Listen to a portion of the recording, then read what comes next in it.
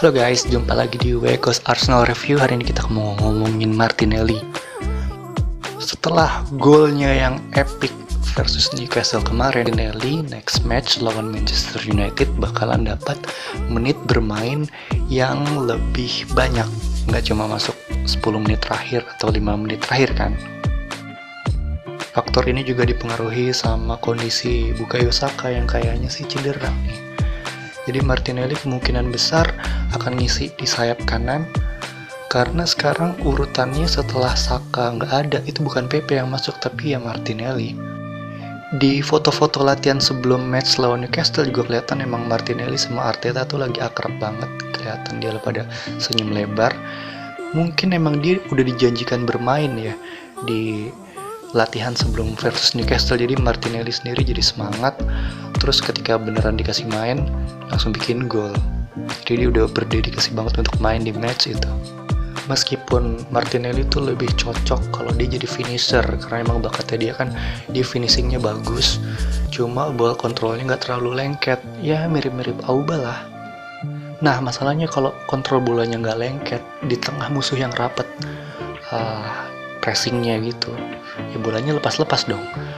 Kecuali kalau Arsenal diserang terus dia serangan balik, jadi kan dia punya space untuk counter attack, dia bisa dribbling tuh, space-nya rada kosong. Nah disitulah Martinelli bisa bermain kayak kemarin tuh ya kan. Kalau kemarin kan lawan Newcastle, Eddie Howe itu kan backline-nya rada tinggi sebenarnya ya, dia pakai offside trap, jadi Martinelli punya ruang untuk berlari.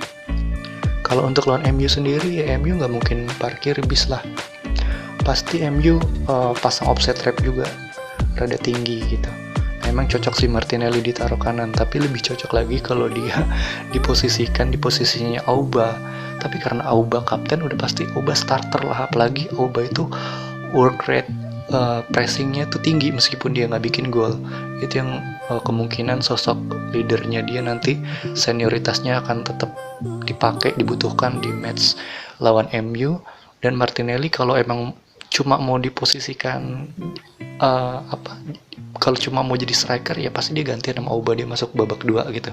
Kecuali kalau dia main di sayap dulu terus ntar babak 2 dia pindah ke tengah gitu, kadang kan suka begitu tuh Arteta. Tapi kalau dinilai Martinelli babak 2 udah capek ya dia nggak jadi ke tengah, ya dia diganti sama yang lain gitu. Sekarang kita ngomongin gimana kalau Martinelli itu ditempatkan jadi second striker atau di posisinya Lacazette atau Odegaard di belakangnya Auba. Dia kan pasti bisa leluasa cetak gol dari situ. Tapi menurut pandangan saya justru itu nggak cocok. Kenapa? Karena di posisi 4-4-2-nya Arteta sekarang, posisinya Lacazette itu sebenarnya itu playmakernya ya di situ. Di posisinya Lacazette, di posisinya Odegaard, itulah yang berperan sebagai playmaker untuk menciptakan kreasi-kreasi untuk supply bola gitu. Nah, permasalahan dengan Martinelli ini kan dia kontrol bolanya gak bagus, sementara ruangnya itu kan udah pasti sempit banget tuh, di pressing banget kan, maunya kan lari-lari ngandelin speed, ya nggak cocok lah kalau dia jadi penyuplai bola, jadi kreator di situ. Emang bukan bidangnya dia, karena bukan kelebihannya dia untuk menyuplai bola kayak gitu.